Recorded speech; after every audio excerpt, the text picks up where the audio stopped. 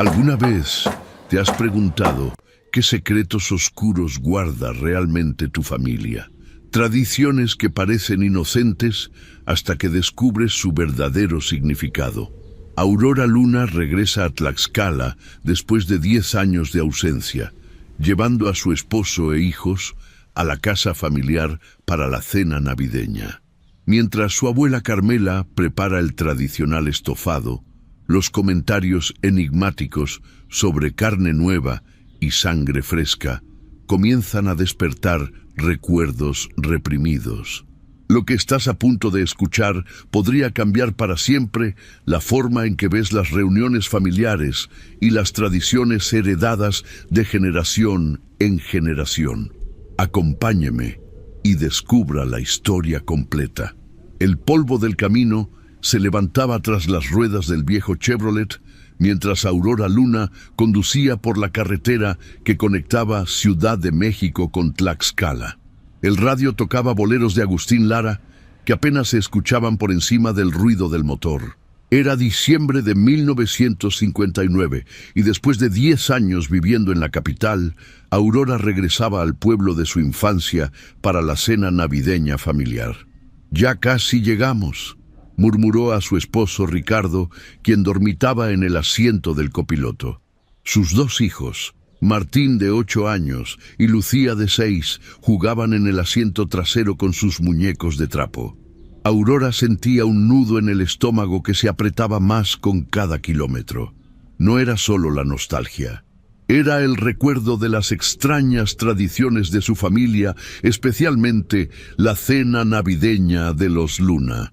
Su abuela, doña Carmela, matriarca indiscutible del clan, había insistido en que todos los miembros de la familia estuvieran presentes este año. «Es importante que los niños conozcan sus raíces», había dicho por teléfono, con aquella voz autoritaria que no admitía réplicas. Al llegar al pueblo, Aurora notó cómo poco había cambiado. Las casas de adobe con techos de teja roja, la iglesia colonial en la plaza principal, los vendedores ambulantes ofreciendo dulces típicos. Pero había algo diferente, algo intangible en el aire. «¿Por qué nunca veníamos a visitar a la abuela Carmela?», preguntó Lucía asomándose por la ventanilla. Aurora ajustó el espejo retrovisor para mirar a su hija. «La abuela tiene costumbres muy particulares». Ricardo despertó sobresaltado. «¿Ya llegamos a la casa del terror?», bromeó, aunque su sonrisa se desvaneció al ver la expresión seria de su esposa. «No digas esas cosas frente a los niños», susurró Aurora. «Ya te expliqué que mi familia simplemente es tradicional, muy tradicional».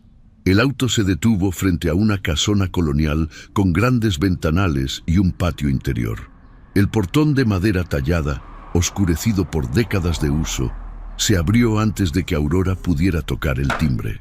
Doña Carmela apareció en el umbral, una mujer de 70 años con el cabello blanco recogido en un moño impecable y ojos negros que parecían penetrar el alma. «Al fin llegas, mi niña», dijo la anciana, abrazando a Aurora con fuerza. «La familia está casi completa». Mientras entraban, Aurora notó el peculiar aroma que impregnaba la casa. Hierbas secas, copal y algo más. Un olor dulzón que no lograba identificar, pero que recordaba de su infancia. En el patio interior, alrededor de una gran mesa de madera, se encontraba reunido el resto de la familia, sus tíos, primos y sobrinos. Todos guardaron silencio cuando entraron, observando con curiosidad a Ricardo y los niños. «Son hermosos», dijo tía Soledad, acercándose para examinar a Martín y Lucía. «Tienen la sangre de los Luna. Y la carne también», añadió tío Evaristo con una sonrisa extraña, provocando risas entre los adultos. Aurora sintió un escalofrío. Había olvidado las inquietantes bromas familiares. Ricardo la miró confundido, pero ella solo apretó su mano, rogando interiormente que las próximas 2 semanas pasaran rápidamente. «Mañana empezaremos los preparativos para la cena navideña», anunció doña Carmela. Este año será especial. Tenemos nuevos miembros en la familia. Sus ojos se posaron en Martín y Lucía, y por un instante, Aurora creyó ver algo oscuro detrás de aquella mirada, algo hambriento. A la mañana siguiente, los ruidos en la cocina despertaron a Aurora. Se vistió apresuradamente y encontró a doña Carmela y sus tías preparando el desayuno. El aroma de chocolate caliente, pan dulce y huevos con chorizo llenaba el ambiente. «Buenos días», saludó Aurora, notando cómo las mujeres guardaban silencio al verla entrar. «Justo hablábamos de ti», dijo tía Mercedes, removiendo una olla de atole. «De lo mucho que has cambiado en la ciudad. Ya casi no pareces una luna». Doña Carmela le ofreció una taza de chocolate. «Tu marido y tus hijos siguen durmiendo. La ciudad los ha vuelto perezosos». Aurora sorbió el chocolate, dulce y espeso. «¿Qué necesitan para la cena de Navidad? ¿Puedo ir al mercado?» Las mujeres intercambiaron miradas. «De los ingredientes principales ya nos encargamos», respondió doña Carmela con una sonrisa enigmática. «Pero puedes acompañar a tus primos a buscar hierbas para el estofado de los Luna». Aurora recordaba vagamente ese plato que solo se servía en Navidad, un guiso rojizo y aromático que, según decía su abuela, contenía el sabor de la familia. «¿Y el abuelo Ramón?», preguntó Aurora, recordando al patriarca que solía presidir la mesa. «¿Sigue enfermo?». Un silencio sepulcral cayó sobre la cocina. Tía Mercedes dejó de remover el atole. «Tu abuelo nos dejó hace 3 años», dijo finalmente doña Carmela, «pero sigue con nosotros cada Navidad». Las mujeres asintieron solemnemente. «Lo siento, no lo sabía. Nadie me avisó». «No necesitabas saberlo», respondió su abuela. «Tú elegiste irte». Después del desayuno, Aurora acompañó a sus primos Javier y Eduardo al campo. Caminaron por senderos polvorientos entre nopales y magueyes, recolectando hierbas de olor. «¿Te acuerdas cuando éramos niños y nos escapábamos de la cena navideña?», preguntó Javier mientras cortaba ramas de tomillo silvestre. Aurora asintió. «Nos escondíamos en el sótano, hasta que el abuelo Ramón nos encontró», añadió Eduardo con un estremecimiento. «Nunca olvidaré su rostro esa noche». «¿Qué creen que pasó con la tía Dolores?», preguntó Aurora, recordando a una tía que había desaparecido misteriosamente cuando ella tenía 12 años. Los hermanos intercambiaron miradas incómodas. «La abuela dice que se fue a Veracruz», respondió Javier, aunque su tono sugería otra cosa. «Pero nadie la ha vuelto a ver», murmuró Eduardo. Regresaron a la casa con las cestas llenas de hierbas. Al pasar junto al sótano, Aurora notó que la puerta tenía un candado nuevo. «¿Qué guardan ahí ahora?», preguntó. «Tradiciones», respondió Javier secamente. «Mejor no preguntes demasiado, Aurora. Ya no perteneces aquí». Esa tarde, mientras los niños jugaban en el patio con sus primos, Aurora decidió explorar la vieja casona. Muchos rincones permanecían intactos, como suspendidos en el tiempo. Los mismos muebles de madera oscura, los santos de yeso en las esquinas, las fotografías sepias en las paredes. En el estudio del abuelo encontró un viejo libro de cuero sobre el escritorio. Al abrirlo, descubrió que era un diario. La caligrafía temblorosa de su abuelo llenaba las páginas amarillentas. 5 de diciembre, 1956. Este será mi último diciembre. Lo sé. Puedo sentirlo en los huesos. Carmela ha estado mirándome de forma extraña, como mira al ganado antes de la matanza. Solo espero que mi carne alimente bien a la familia». Aurora cerró el libro de golpe, con el corazón acelerado. Debía ser una broma macabra del abuelo, conocido por su humor negro. Pero algo en aquellas palabras le heló la sangre. Al salir del estudio, se encontró cara a cara con doña Carmela. «¿Encontraste algo interesante, mi niña?», preguntó la anciana, sus ojos fijos en el diario que Aurora aún sostenía. «Solo recordaba al abuelo», respondió Aurora, devolviendo el libro al escritorio. «Ramón siempre fue muy dramático», sonrió doña Carmela, «pero fue un buen proveedor para la familia. como todos los Luna deben ser.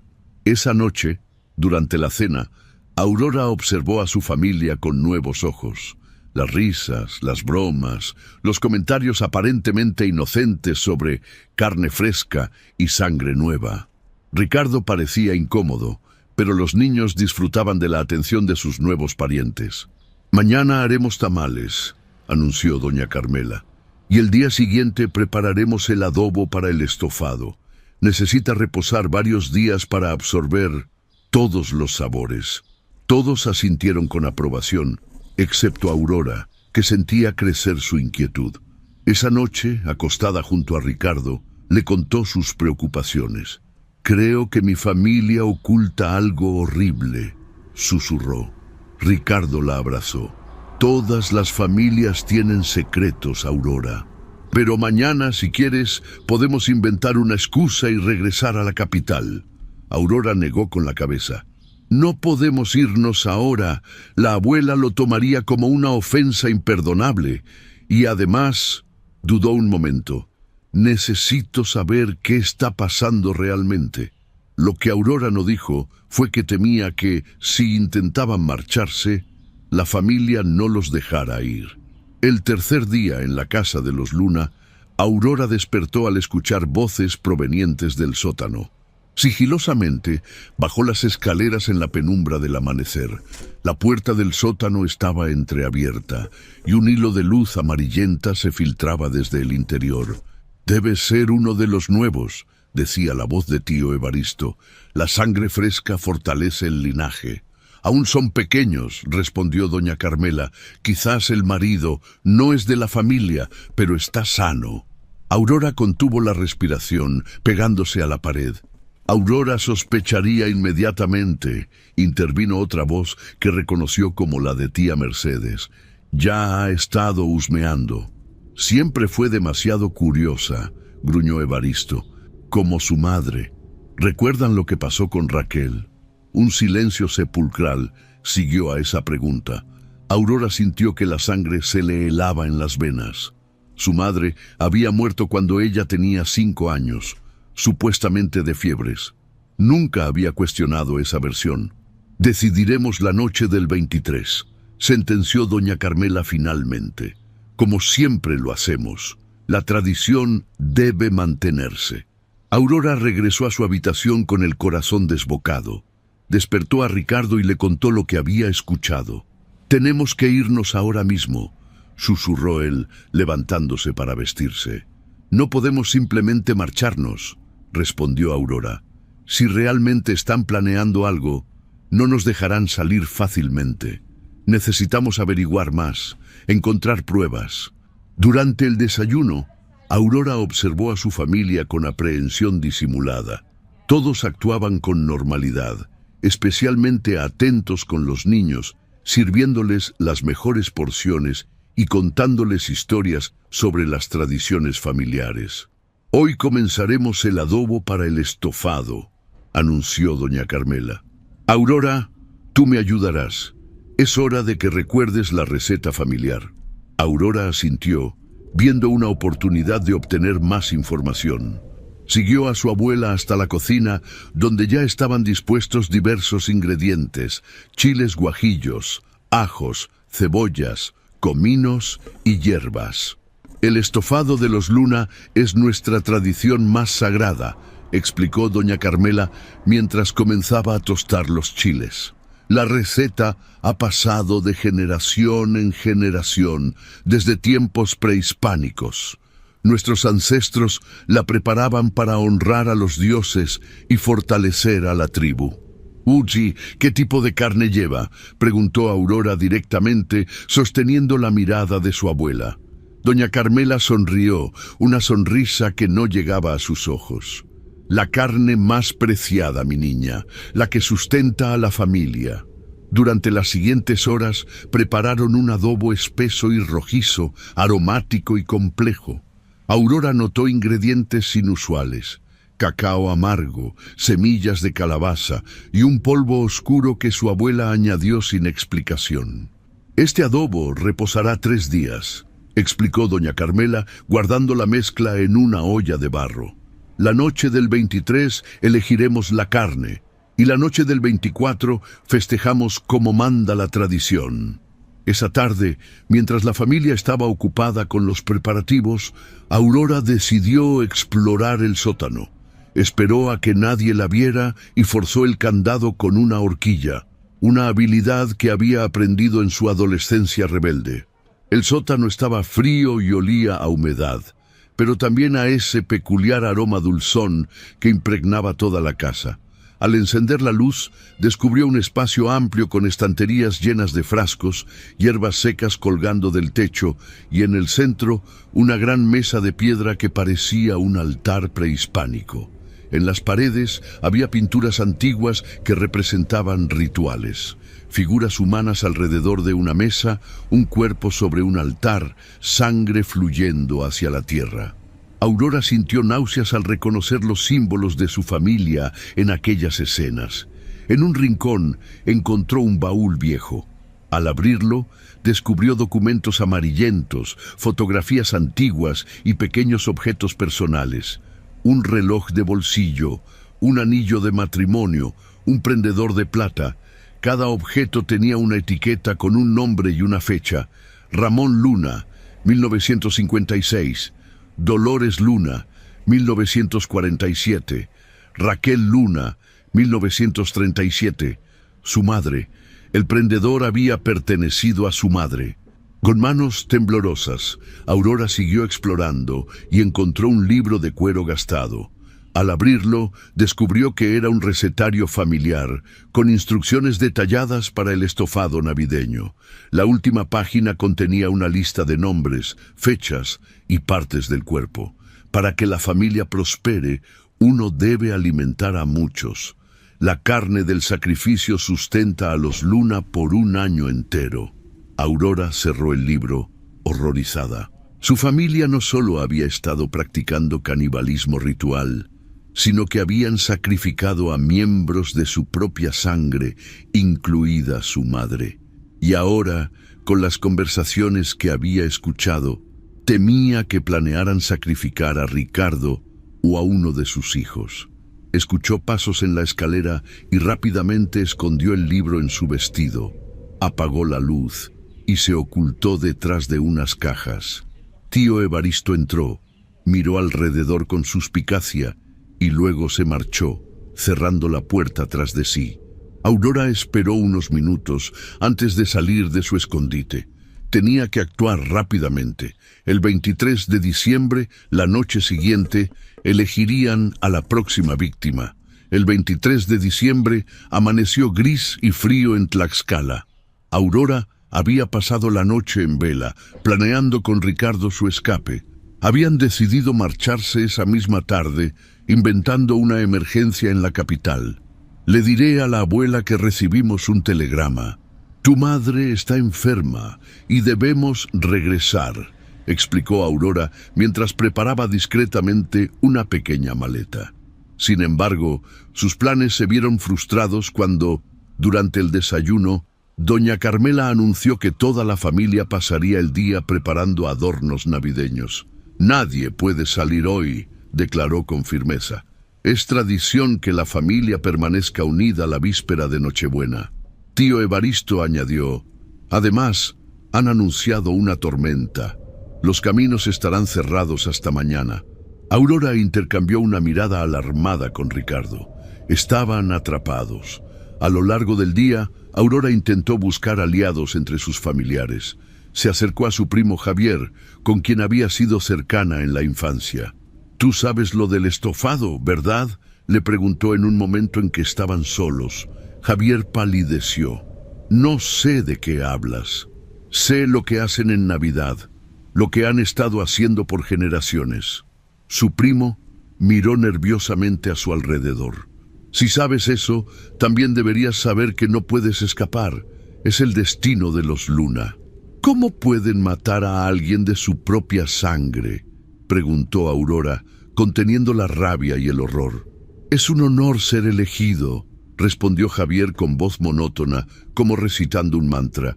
«El sacrificio nutre a la familia, nos da prosperidad, salud, vida.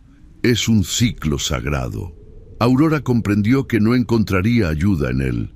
Todos estaban demasiado adoctrinados en aquella tradición macabra. Al caer la noche, la tensión era palpable.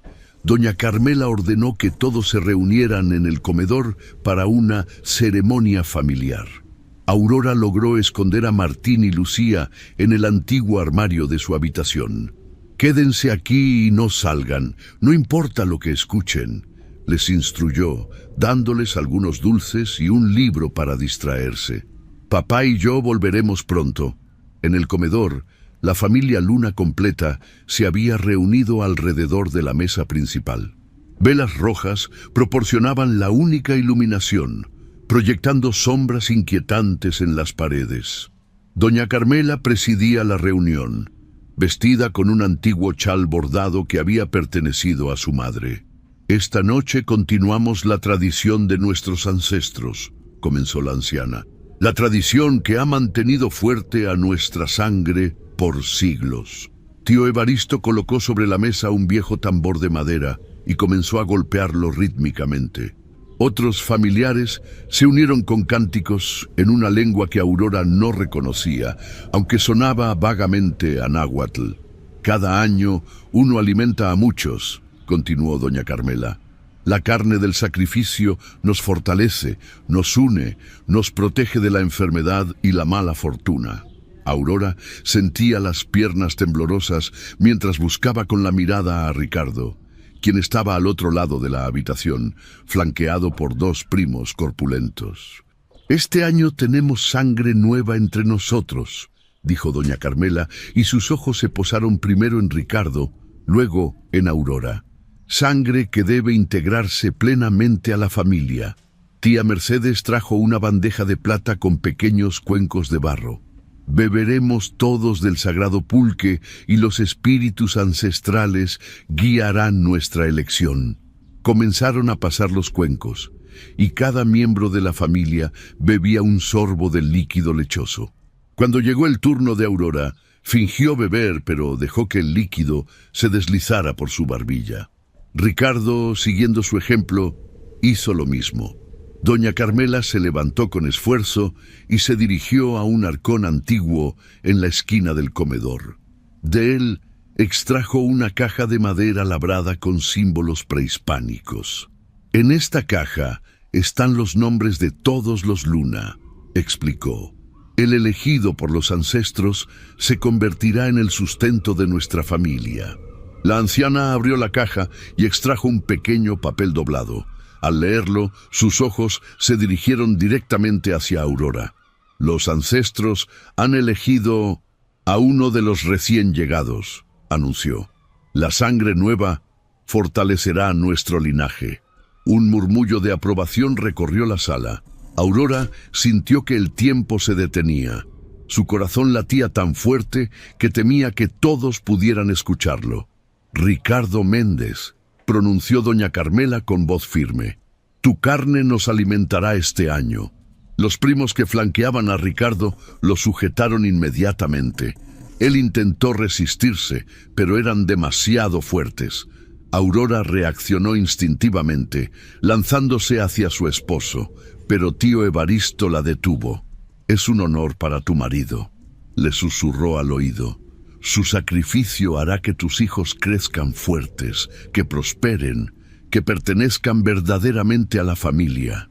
«Están locos», gritó Ricardo forcejeando. «Aurora, los niños». Doña Carmela se acercó a Aurora, sus ojos negros brillando a la luz de las velas. «Tu madre también se resistió, pero al final entendió, como lo entenderás tú». «Mi madre», balbuceó Aurora. «Fue un sacrificio necesario», confirmó la anciana. «Su carne nos nutrió durante un año entero. Era joven, saludable, como tu marido». Algo se rompió dentro de Aurora. Con una fuerza que no sabía que poseía, se liberó del agarre de su tío y corrió hacia la cocina. Allí tomó un cuchillo grande y regresó al comedor, donde Ricardo seguía forcejeando con los primos. «¡Suéltenlo!», gritó, blandiendo el cuchillo. «Nos vamos ahora mismo». La familia observaba atónita. Nadie había desafiado jamás la tradición de manera tan abierta. «Piensa en tus hijos», dijo doña Carmela con calma inquietante. «¿Quieres que crezcan sin la protección de la familia? Prefiero que crezcan sin monstruos como ustedes», respondió Aurora, acercándose a Ricardo y cortando las cuerdas con las que ya habían comenzado a atarlo. «Si te vas ahora, nunca podrás regresar», advirtió doña Carmela. «Y la familia te buscará. Los Luna siempre encuentran a los suyos». «Ya no soy una Luna», declaró Aurora, «y mis hijos tampoco lo son». Apuntando con el cuchillo a la familia, Aurora y Ricardo retrocedieron lentamente hacia la puerta. Nadie se movió para detenerlos, pero sus miradas prometían que aquello no había terminado. «Vayan por los niños», ordenó Aurora a Ricardo cuando llegaron al pasillo. «Yo los cubriré». Ricardo corrió escaleras arriba mientras Aurora mantenía vigilada la entrada del comedor. Minutos después, Ricardo bajaba con Martín y Lucía, ambos asustados y confundidos. La familia comenzó a salir del comedor, avanzando lentamente hacia ellos. «No pueden escapar del destino», dijo doña Carmela. «La tradición es más fuerte que cualquier individuo». Aurora y su familia retrocedieron hacia la puerta principal. Al abrirla, descubrieron que efectivamente había comenzado a nevar, pero no tan intensamente como habían sugerido. «El auto está a unos metros», susurró Ricardo. «Si corremos». «¡Des ahora!», gritó Aurora, y los cuatro salieron precipitadamente hacia el viejo Chevrolet estacionado frente a la casa. Atrás, la familia Luna observaba desde el portal, inmóviles como estatuas bajo la nieve que caía suavemente. No intentaron perseguirlos, lo cual inquietó aún más a Aurora. Era como si supieran algo que ella ignoraba. Ricardo arrancó el motor y el auto comenzó a alejarse por el camino nevado. Aurora miró hacia atrás una última vez. Doña Carmela levantó una mano, como despidiéndose o quizás lanzando una maldición. El viejo Chevrolet avanzaba con dificultad por el camino nevado. Ricardo conducía tensamente, sus nudillos blancos sobre el volante, mientras Aurora vigilaba constantemente por el espejo retrovisor, temiendo ver luces de persecución. Los niños, acurrucados en el asiento trasero bajo una manta, permanecían inusualmente silenciosos. Habían captado la gravedad de la situación, aunque no comprendían completamente lo que ocurría. «¿Por qué nos vamos así, mamá?», preguntó finalmente Martín. «¿Ya no veremos a la abuela Carmela?». Aurora intercambió una mirada con Ricardo antes de responder. «No, cariño, no volveremos a ver a la familia Luna».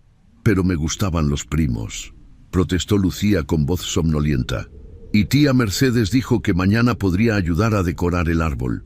«Encontraremos otro árbol que decorar», prometió Ricardo, intentando sonar optimista. En Ciudad de México, la nevada se intensificaba. Los copos grandes y pesados dificultaban la visibilidad, y el camino comenzaba a acumular nieve. Ricardo redujo la velocidad, consciente de que un accidente en estas condiciones sería desastroso. «¿Crees que nos seguirán?», susurró Aurora, aún mirando hacia atrás. «No lo sé», respondió Ricardo, «pero no me sorprendería. Lo que vimos allí, lo que iban a hacer», se interrumpió, recordando que los niños podían escuchar.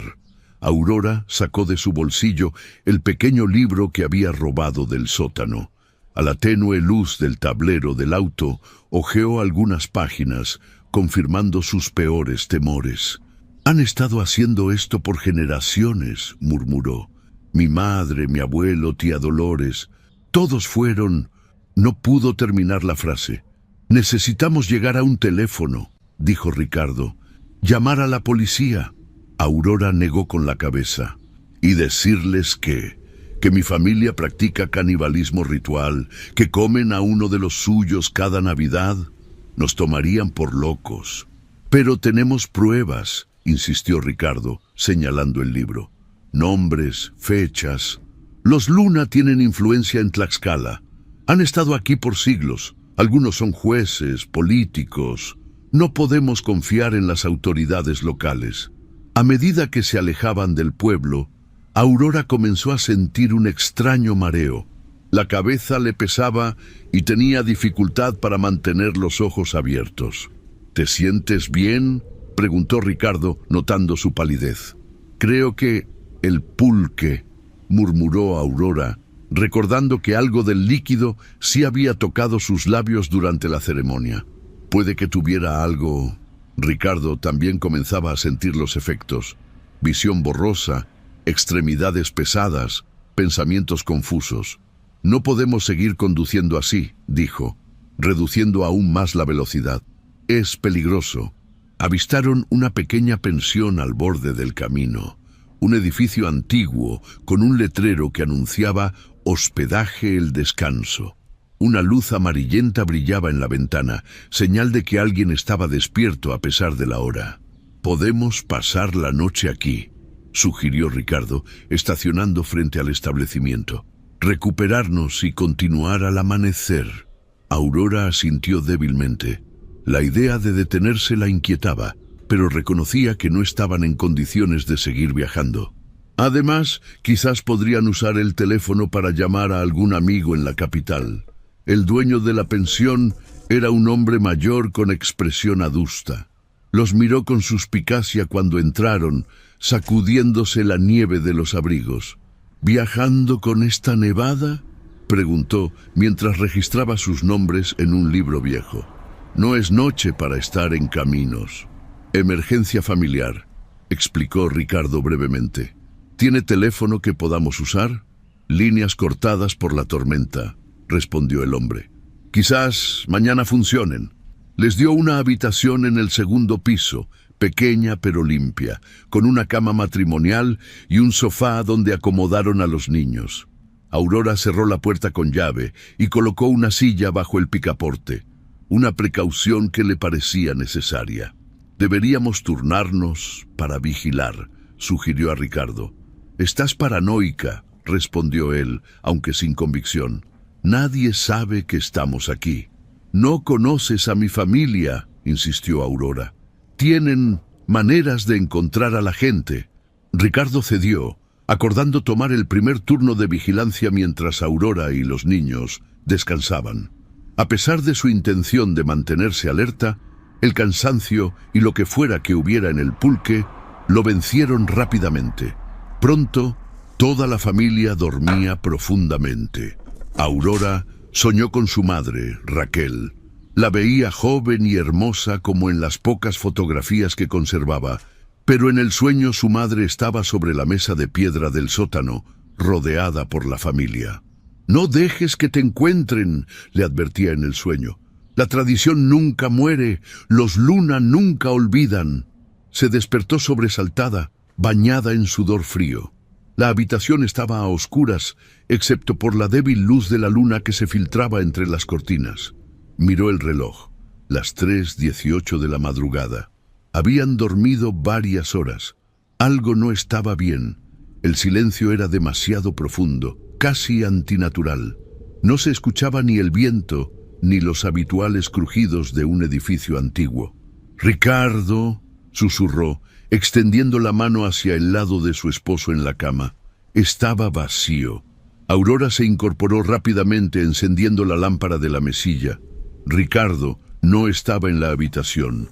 Los niños seguían dormidos en el sofá, respirando pacíficamente. Con creciente ansiedad, Aurora se levantó y comprobó la puerta. Seguía cerrada con llave y la silla permanecía bajo el picaporte. ¿Cómo había salido Ricardo sin mover nada? Se asomó a la ventana. La nieve había cesado y la luna llena iluminaba el paisaje blanquecino. Entonces lo vio, una figura que se alejaba por el camino nevado. Incluso desde la distancia reconoció la silueta de Ricardo. «¡Ricardo!», gritó, golpeando el cristal. Pero él no reaccionó, continuando su camino como sonámbulo. Y entonces Aurora vio algo más que le heló la sangre. Otras figuras emergían de entre los árboles cercanos, convergiendo hacia Ricardo. Aunque estaban parcialmente en sombras, reconoció las siluetas de tío Evaristo y algunos de sus primos. Sin perder un segundo, despertó a los niños. «Tenemos que irnos. Ahora». Medio dormidos y confundidos, Martín y Lucía se dejaron vestir apresuradamente. Aurora recogió sus escasas pertenencias, incluyendo el libro robado, y comprobó que las llaves del auto seguían en su bolsillo. Con los niños de la mano, salió al pasillo desierto. La pensión estaba sumida en un silencio sepulcral.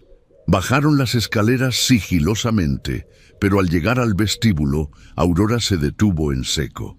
El dueño de la pensión yacía inmóvil detrás del mostrador, con los ojos abiertos fijos en el techo.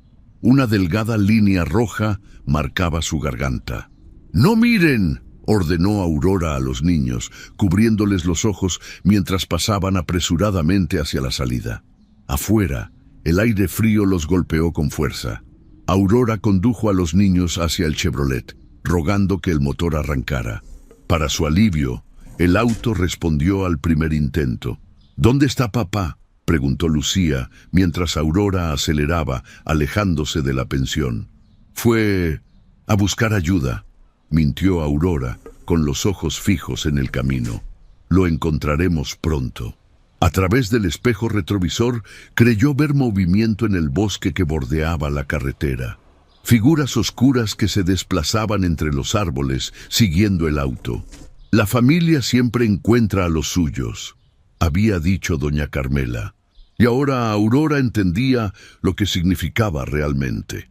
Aurora conducía a toda la velocidad que permitía el camino nevado, con los nudillos blancos sobre el volante y la mirada alternando entre la carretera y el espejo retrovisor. La luna iluminaba tenuemente el paisaje, revelando las sombras entre los árboles que flanqueaban la ruta. Sombras que parecían moverse, seguirlos. «Mamá, tengo miedo», dijo Lucía desde el asiento trasero, abrazando a su muñeca de trapo. «¿Dónde está papá de verdad?». Martín, más perspicaz a sus 8 años, observaba el rostro tenso de su madre. Algo malo pasó, ¿verdad? Aurora tragó saliva, debatiéndose entre proteger a sus hijos de la verdad o prepararlos para lo que pudieran enfrentar.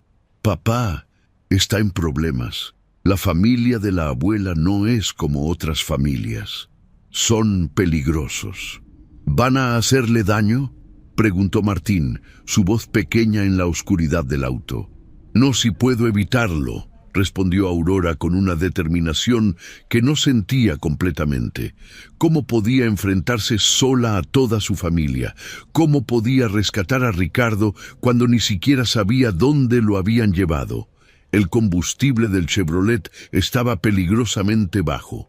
Aurora calculaba que tendrían suficiente para llegar al siguiente pueblo, a Pisaco, donde podría buscar ayuda o al menos repostar. Si lograban llegar. Un golpe seco en el techo del auto hizo que los tres se sobresaltaran. Algo había caído sobre el vehículo, o alguien había saltado sobre él. Aurora aceleró, zigzagueando por la carretera, para intentar desalojar lo que fuera que estuviera arriba. «¡Agáchense!», ordenó a los niños, quienes obedecieron inmediatamente, escondiéndose en el suelo del vehículo. Un rostro apareció repentinamente en la ventanilla del conductor, su primo Eduardo, con una expresión irreconocible de furia y determinación. Golpeaba el cristal con algo metálico, intentando romperlo. Aurora giró bruscamente el volante, haciendo que el auto derrapara sobre el hielo. Eduardo perdió el agarre y salió despedido hacia la cuneta. Sin detenerse a comprobar su estado, Aurora aceleró nuevamente. «¿Era el tío Eduardo?», preguntó Martín, asomándose ligeramente. «Ya no es nuestro tío», respondió Aurora secamente. «Olviden que alguna vez tuvimos familia en Tlaxcala». A lo lejos, distinguieron las luces de un vehículo que se aproximaba en dirección contraria. Aurora sintió una oleada de esperanza. Podría ser un policía de carreteras o alguien que pudiera ayudarlos. Cuando el vehículo se acercó, Aurora comenzó a hacer señales con las luces y a tocar el claxon. El otro conductor redujo la velocidad y Aurora hizo lo mismo, preparándose para detenerse y pedir ayuda. Pero al cruzarse brevemente la luz de la cabina del otro vehículo, una camioneta, iluminó el rostro del conductor, tío Evaristo. Aurora aceleró nuevamente con el corazón desbocado. No se había equivocado, la estaban cazando. Y no solo la seguían a través del bosque, también habían bloqueado la carretera. La camioneta dio la vuelta y ahora los perseguía, sus faros iluminando intensamente el interior del Chevrolet. Era más potente y moderna y pronto comenzó a darles alcance. «Agarren algo a lo que sujetarse», advirtió Aurora a sus hijos mientras tomaba una decisión desesperada.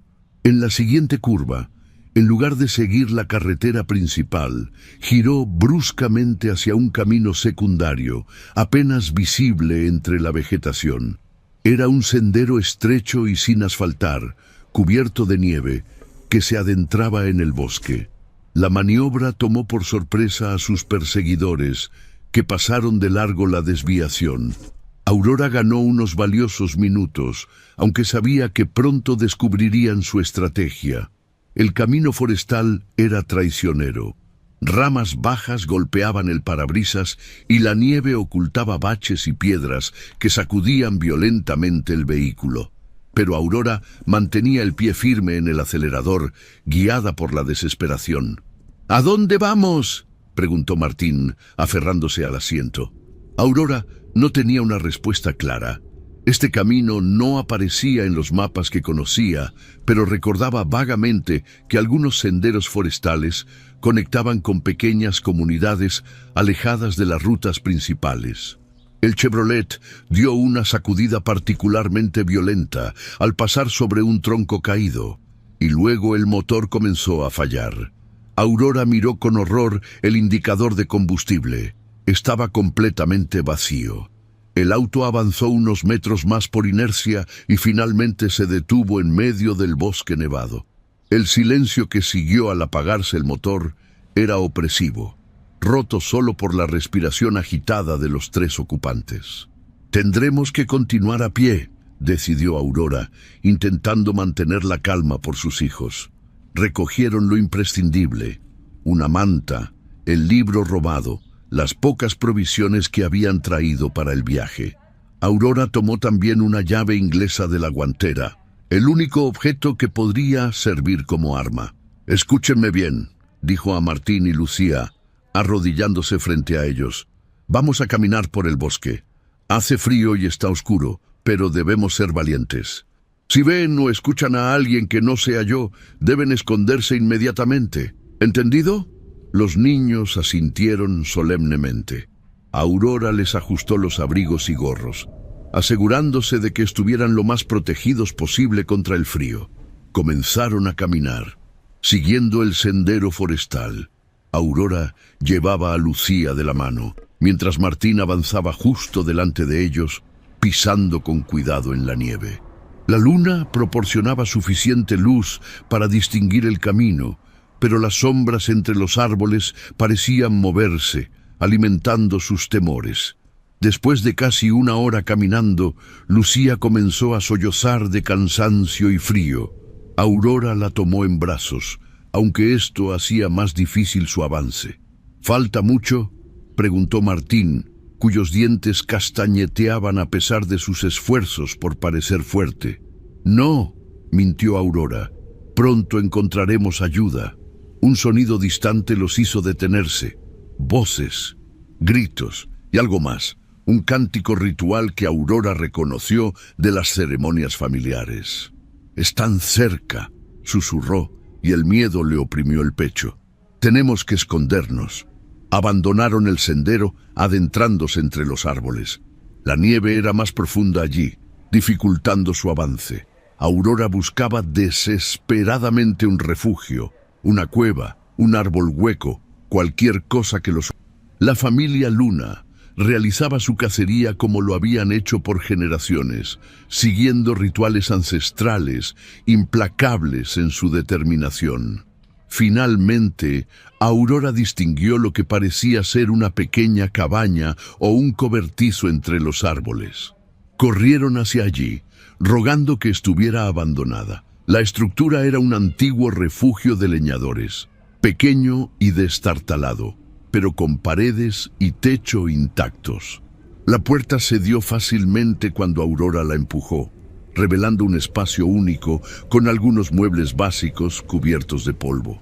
«Escóndanse bajo la cama», ordenó a los niños mientras aseguraba la puerta con un tablón.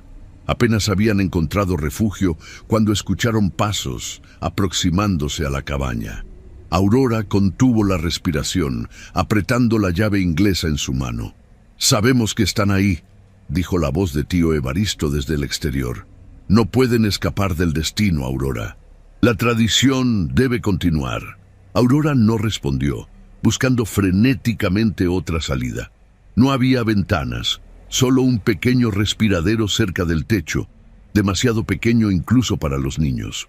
«Tu marido ya está en la casa», continuó Evaristo, «esperando su papel en la ceremonia. Si vienes ahora, te prometo que los niños estarán a salvo. Esta generación no les tocará». Era una mentira. Aurora lo sabía. Una vez que regresaran a la casa de los Luna, todos estarían a merced de la tradición familiar. «Ricardo está muerto, ¿verdad?», gritó Aurora, ganando tiempo mientras buscaba alguna manera de escapar. Hubo un silencio, y luego la voz de doña Carmela respondió: «Todavía no, mi niña. El sacrificio es en Nochebuena, como siempre. Aún hay tiempo para que regreses y ocupes tu lugar en la mesa familiar». Aurora notó que el suelo de la cabaña tenía una trampilla.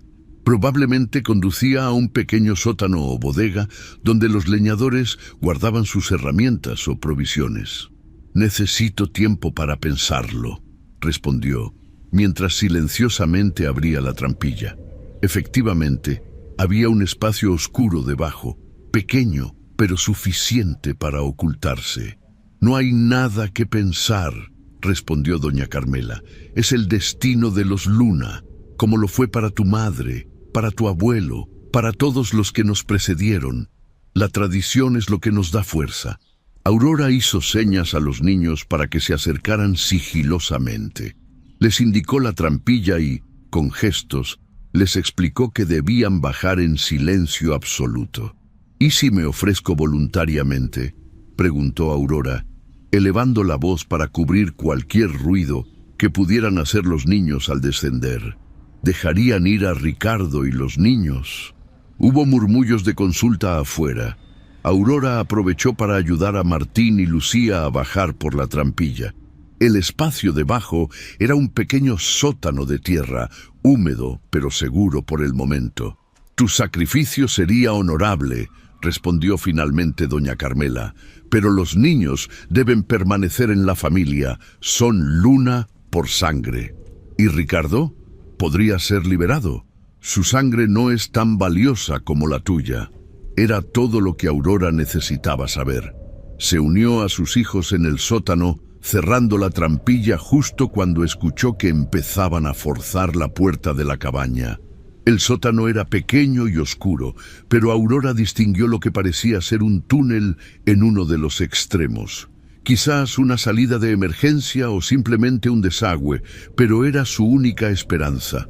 «Por aquí», susurró a los niños guiándolos hacia la abertura. El túnel era estrecho, obligándolos a avanzar a gatas. Lucía lloraba silenciosamente, pero seguía adelante con valentía. Martín iba primero, apartando telarañas y escombros del camino. Arriba, escucharon cómo los Luna registraban la cabaña, maldiciendo al descubrir que habían escapado nuevamente. Pronto encontrarían la trampilla, así que debían darse prisa. El túnel parecía interminable y el aire se volvía más frío y húmedo a medida que avanzaban. Aurora comenzaba a temer que los hubiera conducido a una trampa cuando Martín susurró: «Veo luz». Efectivamente, el túnel terminaba en una abertura que daba a la ladera de la montaña. Habían salido a unos 50 metros de la cabaña, parcialmente ocultos por la vegetación. Desde su posición podían ver a varios miembros de la familia Luna rodeando la cabaña. Tío Evaristo daba órdenes, enviando a primos en diferentes direcciones para buscarlos. «Tenemos que alejarnos mientras están distraídos», susurró Aurora. «Seguiremos el arroyo colina abajo. El agua ocultará nuestro rastro». Brody, con extremo sigilo, se deslizaron entre los árboles hasta alcanzar un pequeño arroyo parcialmente congelado. Comenzaron a descender, siguiendo su curso, alejándose cada vez más de sus perseguidores. La noche avanzaba, y con ella el frío se intensificaba. Los niños apenas podían continuar, y Aurora misma sentía que sus fuerzas flaqueaban.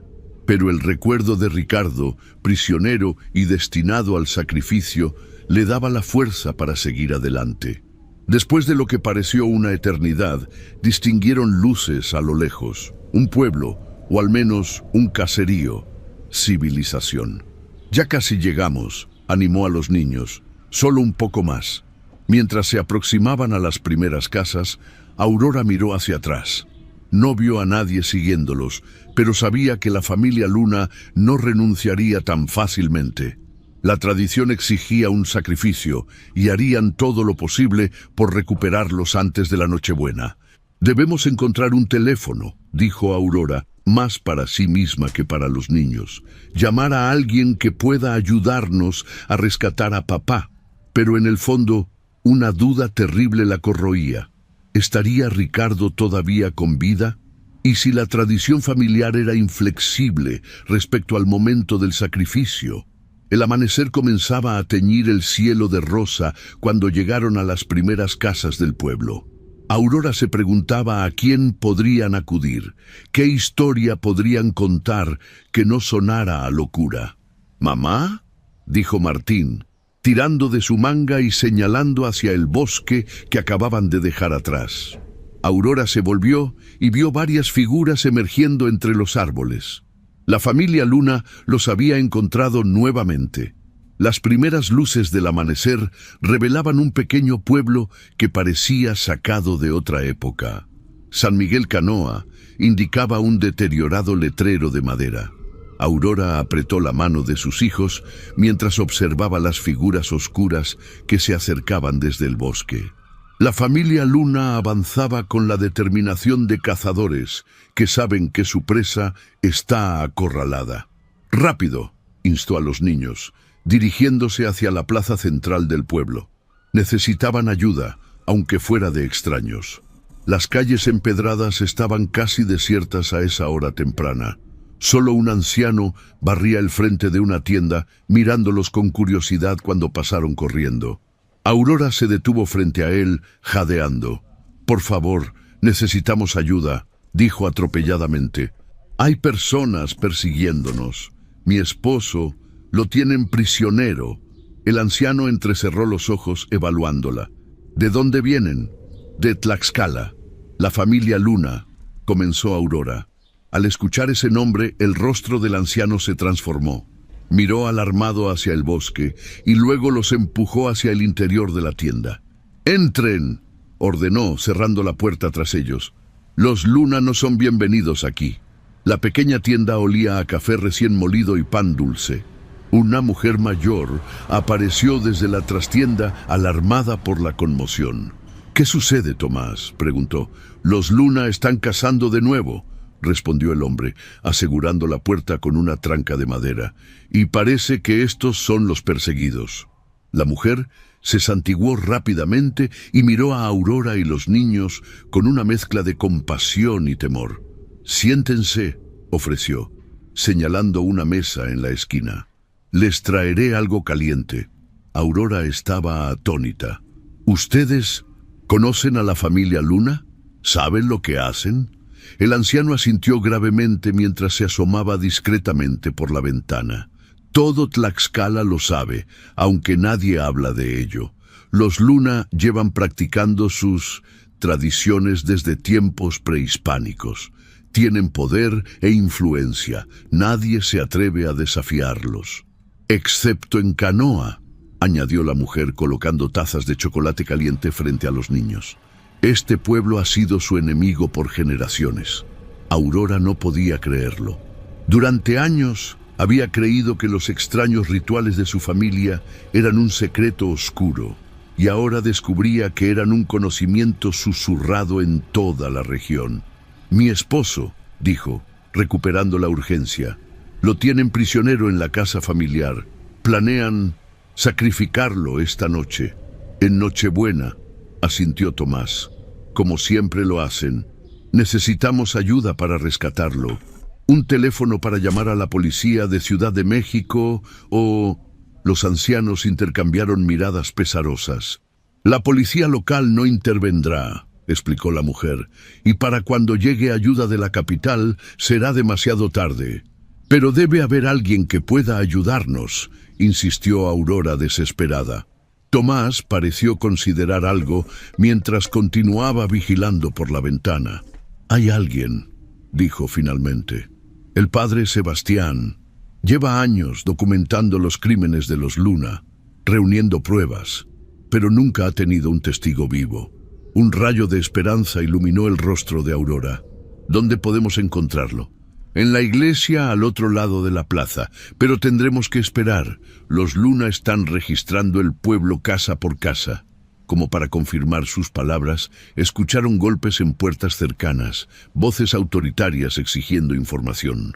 ¿Cómo comenzó esta enemistad entre Canoa y los Luna?, preguntó Aurora mientras esperaban, intentando entender mejor a quiénes se enfrentaban.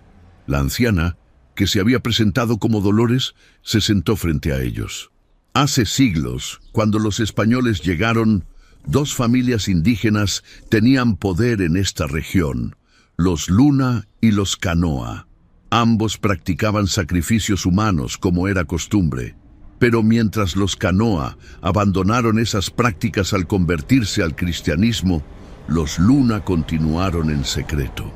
Durante la revolución, continuó Tomás, los Luna masacraron a casi toda la familia Canoa, acusándolos de traicionar a sus ancestros. Solo unos pocos sobrevivimos, refugiándonos en este pueblo que lleva nuestro nombre. Aurora sintió un escalofrío. Entonces ustedes son... descendientes de los Canoa, sí, confirmó Dolores, y enemigos naturales de los Luna por siglos. Martín, que había estado escuchando atentamente, preguntó, ¿por eso la abuela Carmela nunca hablaba de este pueblo? Tu abuela sabe bien que aquí no tienen poder, respondió Tomás. Este es el único lugar en Tlaxcala donde los Luna no pueden imponer su voluntad. Las horas pasaron lentamente. Los niños, agotados por la odisea nocturna, se quedaron dormidos en un rincón. Aurora permanecía alerta, consumida por la preocupación por Ricardo y la culpa de haber expuesto a su familia a ese horror ancestral. Al mediodía, Tomás anunció que los Luna parecían haberse marchado, al menos temporalmente. Probablemente han vuelto a la casa para preparar la ceremonia. Debemos aprovechar para llevarlos con el padre Sebastián. Envolvieron a los niños en mantas y salieron sigilosamente de la tienda. La plaza central estaba inusualmente vacía para ser 24 de diciembre. Los pobladores, advertidos de la presencia de los Luna, permanecían en sus casas. La iglesia era una construcción colonial con fachada de cantera y dos torres gemelas. En su interior, fresco y en penumbra, encontraron al padre Sebastián encendiendo velas para la misa de Nochebuena. Era un hombre de unos 50 años, con el pelo entrecano y una expresión de determinación en el rostro.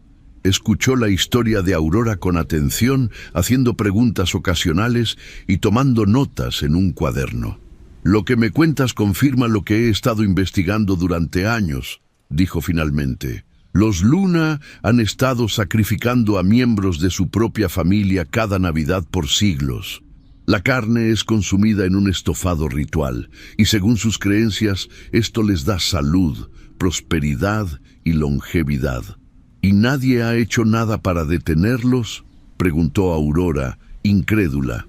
He enviado informes a las autoridades estatales y federales, explicó el sacerdote, Pero los Luna tienen aliados poderosos. Mis denuncias siempre se pierden en la burocracia.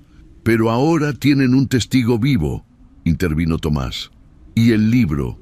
Aurora sacó el libro robado del sótano y se lo entregó al padre. El sacerdote lo hojeó con expresión sombría, deteniéndose en las listas de nombres y fechas. Esto es evidencia concreta, murmuró. Con esto y tu testimonio podríamos finalmente llevar a los Luna ante la justicia. Eso no salvará a Ricardo, respondió Aurora. Lo matarán esta noche si no hacemos algo. El padre Sebastián asintió, cerrando el libro. Tienes razón. La justicia puede esperar, pero tu esposo no. ¿Qué podemos hacer?, preguntó Aurora. Somos pocos contra toda la familia. No tan pocos, intervino una nueva voz. En la entrada de la iglesia estaba un hombre de unos 40 años, fornido y con una cicatriz que le cruzaba la mejilla izquierda. Soy Miguel Canoa, se presentó, y toda mi familia está dispuesta a ayudar.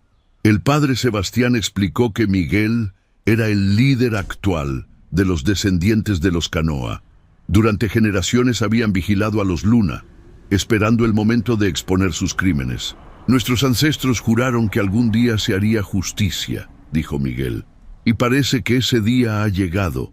En la sacristía de la iglesia comenzaron a planear el rescate.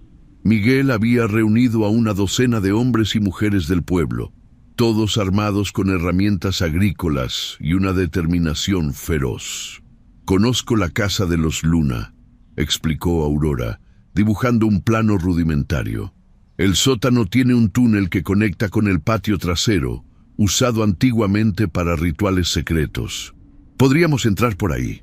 ¿Y los niños?, preguntó Dolores, que se había unido al grupo. Se quedarán aquí, en la iglesia, respondió el padre Sebastián. Estarán seguros. Aurora se arrodilló frente a Martín y Lucía. Voy a buscar a papá, les explicó. Ustedes esperarán aquí con el padre, pase lo que pase, recuerden que los amamos mucho. Los niños la abrazaron con fuerza, sin querer soltarla. Aurora sentía que podría ser la última vez que los veía, pero estaba decidida a rescatar a Ricardo o morir en el intento. El plan era simple pero arriesgado. Llegarían a la casa Luna al anochecer, cuando la familia estuviera ocupada con los preparativos de la ceremonia. Miguel y sus hombres crearían una distracción en la entrada principal, mientras Aurora, el padre Sebastián y otros 2 hombres entrarían por el túnel del sótano para rescatar a Ricardo. Antes de partir, el padre Sebastián les dio su bendición y entregó a cada uno una pequeña cruz de madera.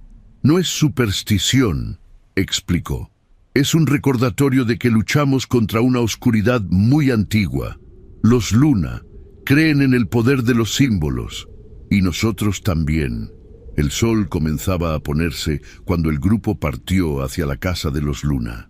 La nieve había dejado el paisaje cubierto de blanco, y el cielo se teñía de rojo sangre en el horizonte. Aurora sentía un nudo en el estómago. En pocas horas sería Nochebuena, y la tradición familiar exigía un sacrificio. La imagen de Ricardo sobre la mesa de piedra, rodeado por rostros familiares transformados en monstruos hambrientos, la atormentaba. «Lo encontraremos», le aseguró Miguel, como si leyera sus pensamientos. «Y esta será la última Navidad que los Luna celebren con sangre». Mientras se aproximaban a la casona colonial, Aurora vio humo elevándose de la chimenea y luces en todas las ventanas. La familia estaría reunida, preparando el adobo final para el estofado ritual. El estofado que, si no lo impedían, contendría la carne de Ricardo. Miguel desplegó a sus hombres alrededor de la propiedad. Algunos llevarían antorchas y harían sonar campanas en la entrada principal, simulando un ataque frontal.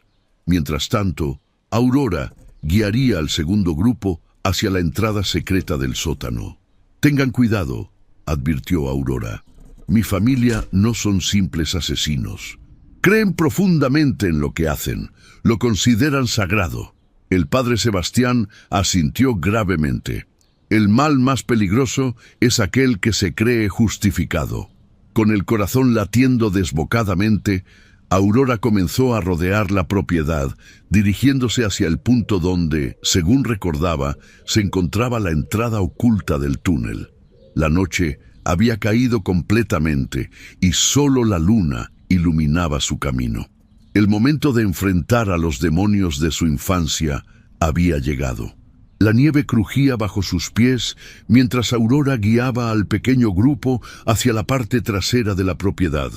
El padre Sebastián, Miguel Canoa y 2 hombres más la seguían sigilosamente, avanzando entre las sombras de los árboles que rodeaban la casa de los Luna. «Debería estar por aquí», susurró Aurora, palpando la pared de piedra que delimitaba el jardín trasero. Una puerta oculta entre la hiedra.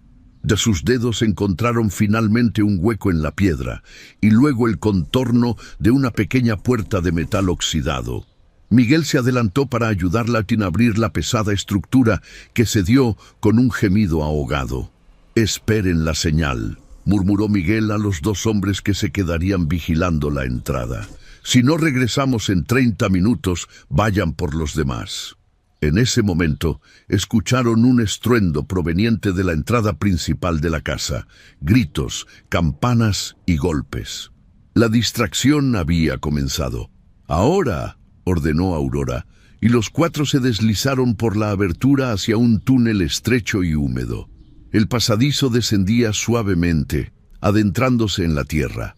El olor a moho y algo más, ese dulzor peculiar que Aurora recordaba, se intensificaba a medida que avanzaban. La débil luz de las linternas que llevaban apenas iluminaba el camino.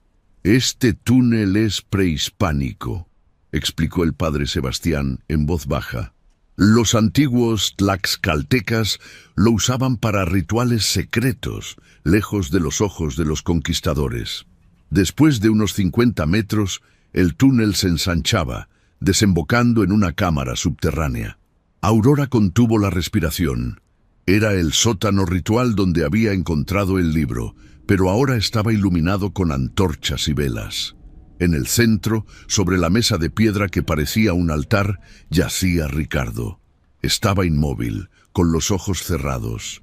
Sus muñecas y tobillos estaban atados con cuerdas de fibra natural, y su pecho desnudo mostraba símbolos pintados con pigmento rojo.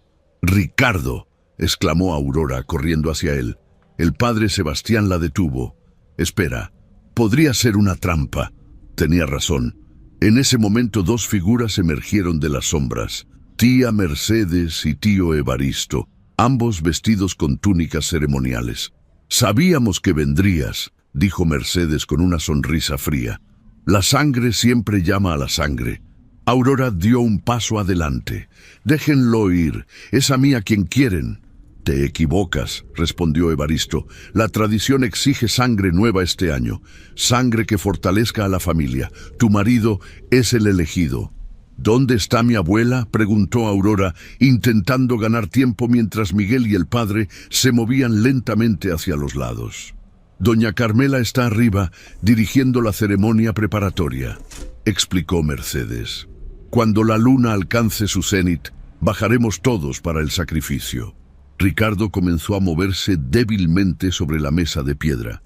Sus ojos se abrieron, desorientados, hasta que encontraron a Aurora. Intentó hablar, pero solo emitió un gemido ahogado. «Lo han drogado», observó el padre Sebastián. «Probablemente con el mismo preparado que usaron contigo».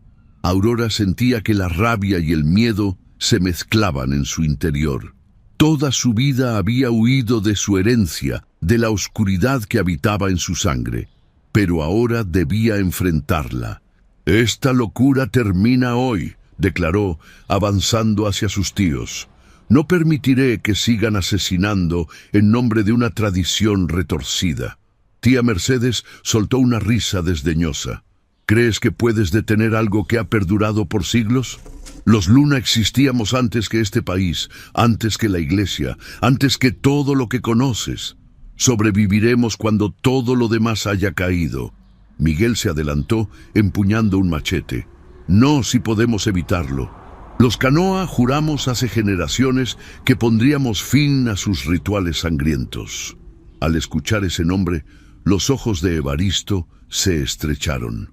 Canoa escupió la palabra como si fuera veneno. Creíamos que habíamos exterminado a todos. Fallaron, respondió Miguel, como fallarán esta noche. La tensión en el aire podía cortarse con un cuchillo. Arriba, los ruidos de la distracción continuaban, mezclados ahora con gritos de alarma. El plan estaba funcionando. La mayor parte de la familia Luna estaría ocupada con el supuesto ataque frontal. «Liberadlo», exigió Aurora, señalando a Ricardo. «O subiré ahora mismo y revelaré a toda la familia que tú, Evaristo, no eres realmente un Luna».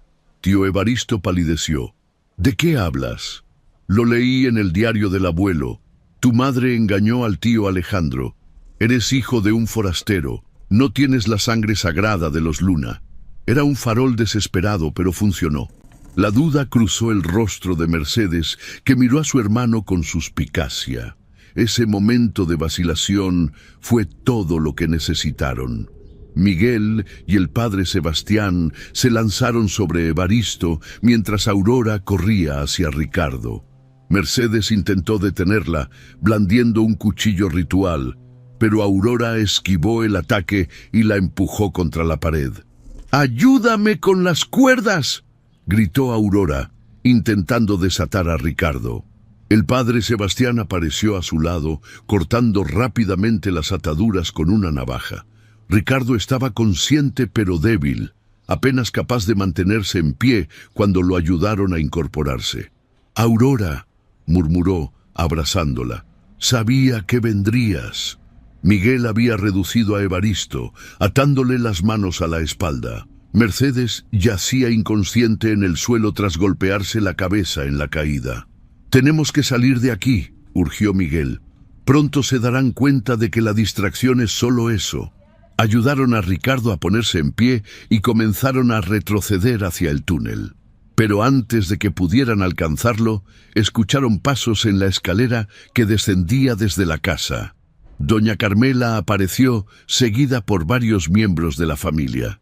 Sus ojos se agrandaron al contemplar la escena, pasando de la furia a la comprensión. «Aurora», dijo con voz gélida, «traes extraños a nuestra casa en la noche sagrada. Interrumpes la tradición que ha mantenido a nuestra familia por siglos». «Esta tradición es una aberración», respondió Aurora, sosteniendo a Ricardo. «Asesinato y canibalismo. Todo lo que me enseñaste estaba construido sobre sangre y mentiras». La matriarca avanzó lentamente hacia ellos. A pesar de su edad, irradiaba una autoridad intimidante. «Eres una Luna. No puedes escapar de tu destino». «Mi destino lo elijo yo», replicó Aurora. «Y elijo terminar con esto». Doña Carmela miró a los intrusos y luego se fijó en el padre Sebastián. «Un sacerdote», dijo con desdén. «¿Crees que tus símbolos extranjeros tienen poder contra nuestra antigua fe?» «No vengo a imponer símbolos», respondió el sacerdote con firmeza. «Vengo a detener asesinatos». La anciana hizo un gesto y los familiares que la acompañaban comenzaron a rodearlos lentamente. Eran 8 contra 4, y Ricardo apenas podía mantenerse en pie. «Las autoridades federales están en camino», anunció el padre Sebastián, alzando la voz. «Tenemos pruebas documentadas de sus crímenes.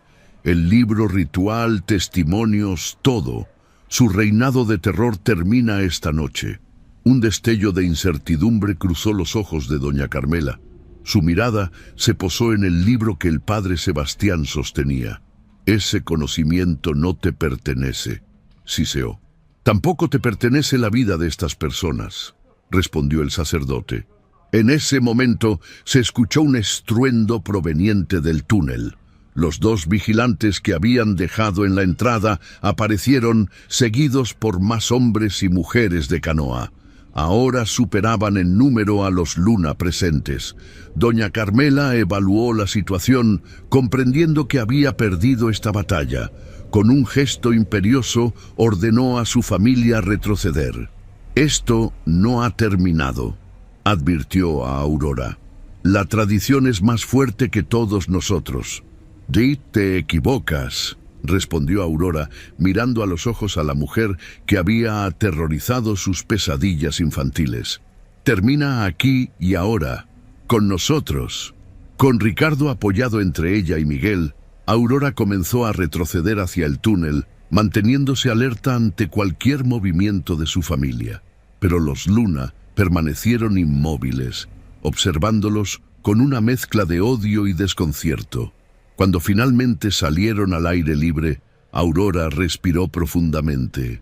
Las estrellas brillaban en el cielo despejado, y a lo lejos se escuchaban las campanas anunciando la misa de Nochebuena.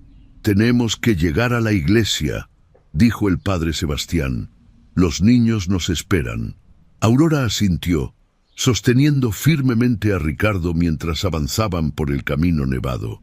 La pesadilla que había comenzado días atrás, y que en realidad había estado presente toda su vida, finalmente terminaba. En la iglesia de San Miguel Canoa, Martín y Lucía corrieron a abrazarlos cuando los vieron entrar. La familia estaba reunida de nuevo, a salvo. «¿Se acabó?», preguntó Martín, mirando a sus padres con ojos esperanzados. Aurora intercambió una mirada con Ricardo antes de responder: «Sí, cariño, la tradición de los Luna ha terminado».